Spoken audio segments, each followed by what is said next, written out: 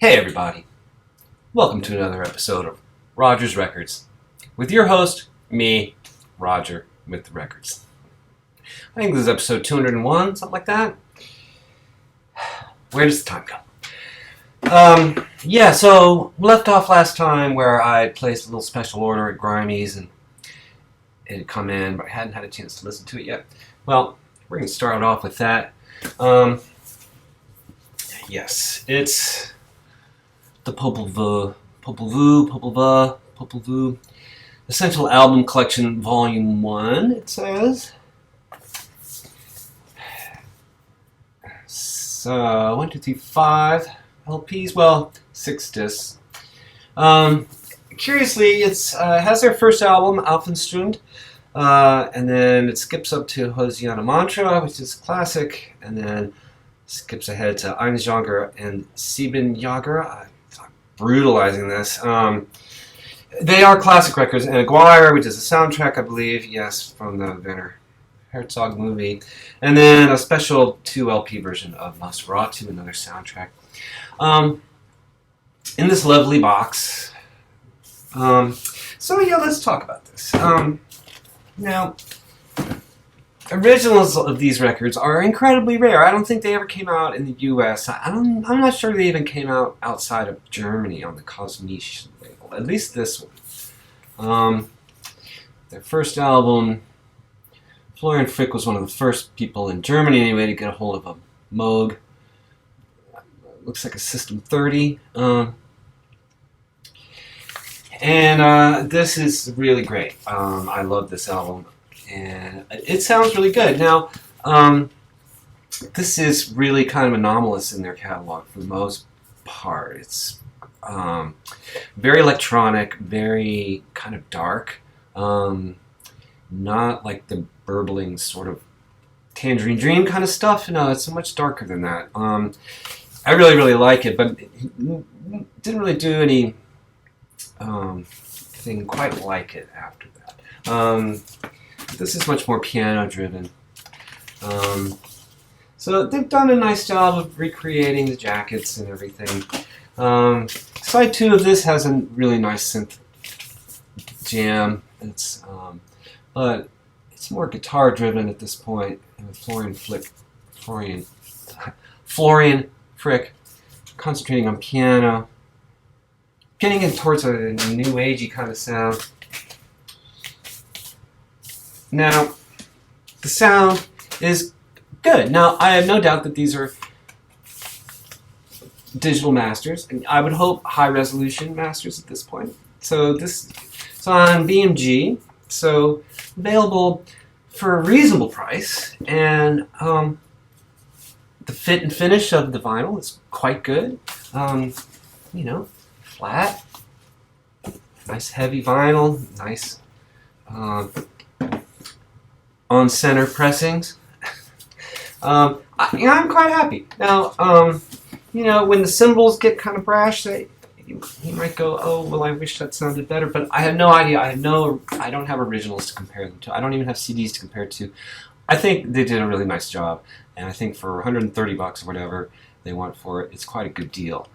You can't even get one of those originals for that kind of money, so I recommend it. I'm listening to it, I was reminded of those Nick Drake reissues from a while back. Now, those are clearly high-resolution digital masters, and, push comes to shove, you might go, oh, well, it's not quite that analog, juicy, euphonic distortion that we love so much. But I think they sound fine. And again, those records are so rare. What are you going to do? You mortgage the house to get one of those records? I'm not. So I'm quite happy with that. I hope there's a volume 2. Yeah, great. So cheers, everybody. I'm having a Sierra Nevada Pale Ale in my Sierra Nevada pint glass. Pretty good. All right, so while I was at Grimey's, I picked up a few things. This has been repressed. I'm really glad to have it. I missed out on the first pressing because I was...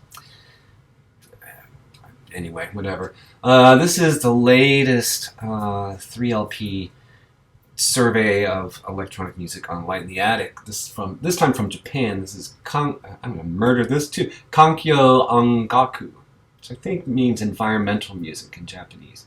Note the shrink wrap. Hey Andreas, if you're watching, we're gonna see about this. I like the that hype sticker. And so yeah, what is this? This is Japanese ambient, environmental, and new age music, 1980 to 1990. Pressed on indie retail blue vinyl. This is lovely. This is really, really good. And I think I said this before. The last Light in the Attic thing I got was, maybe I'm just getting lucky, but it seems like maybe they've upped their game a little bit when it comes to fit and finish of their pressings. This was no complaints whatsoever. From the sound to the pressing to everything, really good. And just beautiful music. You know, a wide variety of sound. You know, kind of new agey sometimes, and kind of like very electronic, sort of burbling electronic music, but all very Japanese sounding. And I don't know what I mean by that. It's just that when I hear it, it sounds Japanese. I don't know. Really, really nice. Really glad to have that to sit on the shelf with their first volume. I Am the Cosmos. It's the U.S. New Age comp that kind of like blew everybody's mind. And then the second one, which is Europeans for cosmic music. This, I think they've done some other individual Japanese things from that era that I want to check out. Seeing as it looks like they've straightened out their pressing issues. I mean, they've always put out great stuff, but their pressings have always been kind of very hit or miss. So, whatever. Good job, Light in the Attic. Bravo. Keep it up. Alright, so this was in the new arrivals, and I was vaguely aware this was coming out. And I saw it, I'm like, oh, I have to get the box set. Yob! Yes, Yob. Live at Roadburn 2010, and The Unreal Never Lived, live at Roadburn 2012. And this wonderful black box set. And the records themselves are they're nice gatefold, but you know, simple black and white. Now, long-time viewers know I love these guys. I love this band. This guy, Mike Scheidt, the singer-guitarist, almost died recently. He kind of another one of those real Lazarus-like back from the dead stories. You know, it's kind of a miracle he's still alive. And, you know, being a rock musician, he had no insurance. Being an American rock musician, no insurance, no. So I think they had to like GoFundMe his like hospital bills. And anyway, they're out. They're back, and their last record is really, really good. If you're not aware of this, and so yeah, so live they bring it live. Let me tell you, but not the place to start. Start with their studio albums, and all of them are great. All of them are great. Yeah. Yob. Stoner doom metal. Yeah. So from that, I also saw that you know, Soul Jazz is continuing with their Lloyd McNeil reissues. Note the shrink wrap and hype sticker. So what is the name of this? Treasure, super rare deep spiritual jazz album originally released privately by the artist in 1976 and out of print for over 40 years. Like the others, which I have, and so I had to get this. It's really good. Flute player Cecil McBee plays bass on this, so Cecil McBee fans take note. As usual, Soul Jazz, they do a really nice job with the fit and the finish and the packaging and everything, and the sound sounds good. Probably from a digital master. Everything's digital nowadays. You know, you heard about the big UMG fire? Well, you know, that happened in 2008, but the scope of it has only just come out through like discovery and lawsuits. I mean, it's just like all those tapes, they're gone. They're gone. Safeties, and they kept safeties there. I tell you what, the music business is the worst business ever.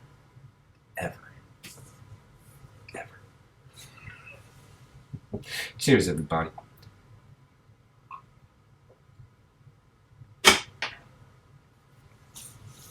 This came in the mail today. Can't really see this. I'm going to take this out. I do not remember ordering this, and I can't find any record of my ordering this. I can't believe this is a gift. Maybe, I don't know. It's Arias Blaze, Meditations in Jazz. It's kind of an ironic title because this is electronic music on the Folk Tech label. Arias Blaze is like the main guy at Folk Tech. This is 2 LP, dark ambient electronic record. I believe it's his first album, maybe. Now, I was maybe I ordered it, but I would have a receipt someplace. Anyway, it could be because I recently got this from Folk Tech, which is it's called the Resonant Garden, and it's an electroacoustic instrument. It's in Eurorack format, and it has some CV jacks. I have not messed with that at all because you can do so much with. Anyway, it's basically a handmade work of art. It was kind of a spur of the moment thing. I'd always kind of want so. Anyway, I can only think that because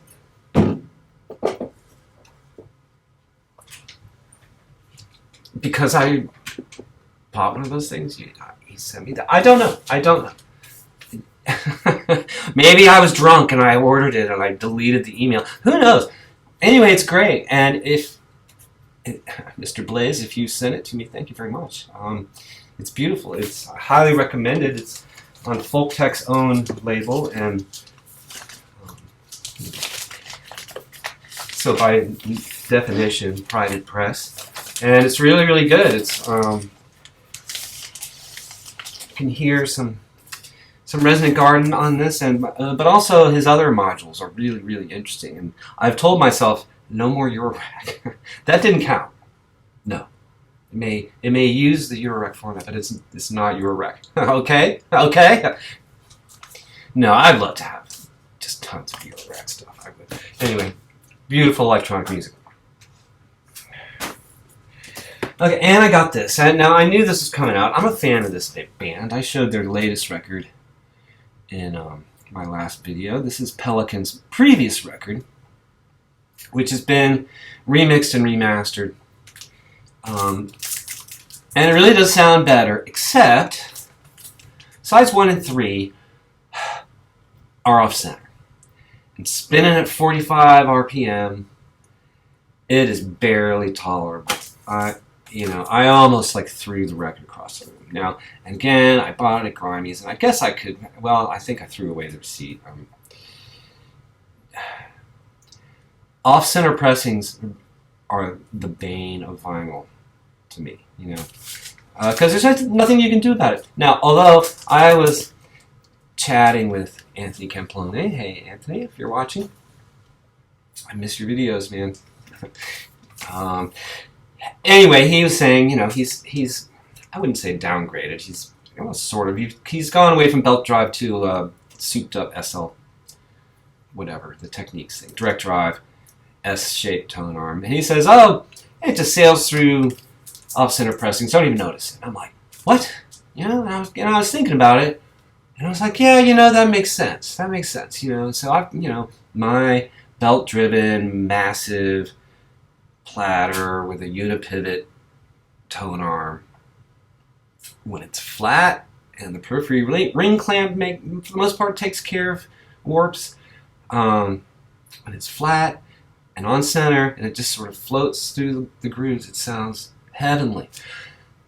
But as soon as it starts rocking, it moves a lot on that unipivot. It's not a gimbal where it's going to be restricted in its movement. So it's like, oh yeah, I get it. It's all part of the trade-off, and hi-fi.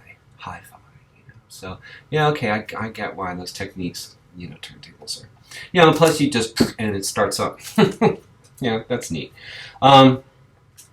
Yeah, so I don't know what to do about that. I don't know what to do. I guess I'll just live with it. Wish it came with a download. I wish Southern Lore would include downloads. I mean, come on, in this day and age. Cheers. Enough complaining. So, I haven't been doing a lot of digging. I did find, well, I found this at Grimey's that day. Elvin Jones is on The Mountain with Jan Hammer and Gene Perla on PM recordings. Now, apparently, according to Dr. Deadwax, Mark Dimes is, hey, man, if you're watching, I doubt it, but hey. He mentioned on Facebook that this is still a print. Still can get it, and you can for like 15 bucks. PM Records in Woodcliff, New Jersey. So, you know, check it out. This is an original from 1975. And I remember Derek showing this record, some other people showing it, and, you know, that cover is really striking. And I'd seen copies before that they were beat. This is a nice copy, and, oh, this cooks. God, this is maybe Jan Hammer's finest hour. I mean, he just plays his ass off, both on piano and electric piano. And I think there's some Moog, you know, mini Moog on here. Killer, and, you know, Elvin Jones as a leader, man, he brings it. He brings it from his band, and of course his playing's impeccable. Great. And speaking of Mr. Jones, found this at Great Escape Coalition on Blue Note from 1970.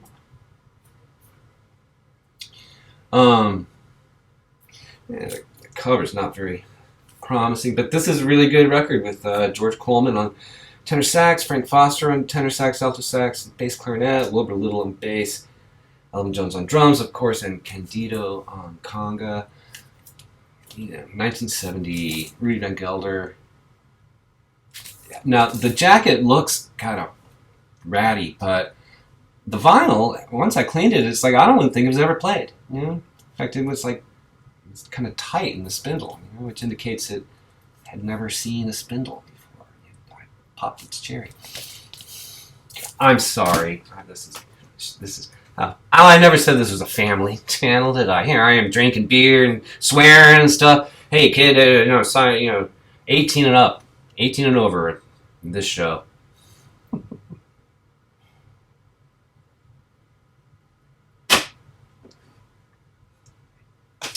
All right, I got this some time ago from Kent Hoover, and I wasn't sure what to make of it. Congas is the name of the band, and am I going to be able to pronounce it? The title, Anikana O.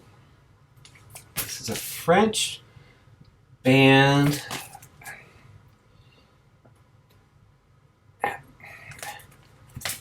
Look at these outfits. Now, what's interesting about this is it originally came out in France on Barclay Records in 1974. This is a 1978 reissue, U.S. reissue on Salsoul. And it says a Tom Moulton mix. Now, Tom Moulton, he was like a disco guy, right? So I don't know if this is a remix or if he was involved in this stuff back in 1974 because it has that like proto-disco thing. And, you know, at first I was like, you know, the cover's great, but it's kind of, you know, disco-y. And then I played it for my wife, and she's always Liz is the arbiter sometimes. Sometimes like, I don't know, what are you thinking? She liked it a lot, and she was dancing around. I'm like, well, okay, cool, it stays. Curiosity, it was $4, something like that. All right, we're almost done. We're almost done here. Some more ethnomusicological things. Here's a None Such Explorer that I didn't have, but I was familiar with. Golden Rain. Balinese gamelan music, and the Ramyana monkey chant. Recorded by David Lewis, again, guy who did those Tibetan recordings. Now, I remember being at the conservatory, and like all freshmen had to take this like, you know, music, you know, history of music survey class. You know, didn't matter what department you were in, you had to take it. And so it was this really, you know, cross section of the disturbatory people. And so they played the monkey chant, and not just part of it, the whole thing. And you know, I'm sorry, but these classically trained robots were they couldn't stand it. They were like jumping out of their skins. They were like literally like rioting. You know, it was like the riot of spring in the little classroom at the conservatory. You know, because of the monkey chant. And you know, I'm like, wow. Not only is this pretty amazing sound, but it's amazing the rise it's getting out of these people. So, yeah, here it is. Musicians. All right, so and a Ravi Shankar record I didn't have. This appears to be really early on, and maybe a reissue of something that came out in India originally. India's Master Musician from 1963 on World Pacific. Yeah, what can I say? I say this every time when I see Ravi Shankar records and they're not destroyed, and even sometimes then I'll pick them up and try to rescue them. I picked them up because it's beautiful music. Love it. And there you have it. There you have it. Thank you for hanging out with me. Yeah, it's been fun. Yeah, I'll be back. I haven't been digging as much lately, but there's a record show coming up in a few weeks, and you know what happens then. So anyway, take care, everybody. See you soon. Bye.